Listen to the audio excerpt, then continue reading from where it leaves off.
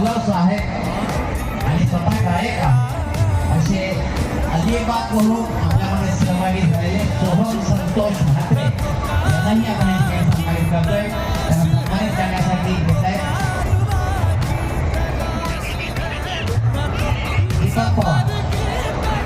दीपक पवारांना विनंती करतो आपल्या शुभ हस्ते सोहम संतोष म्हात्रे अलिबाग गायक आहे, यूट्यूबर अनेक फॉलोअर्स त्यांचे आहेत. त्यांना आपण अखिल भारतीय मातृत्व समितीकडून माहिती शाल पुष्पगुच्छ आणि भेटवस्तू देऊन सन्मानित करत आहोत. सोहमसाठी जोरदार टाळ्या होऊ द्या.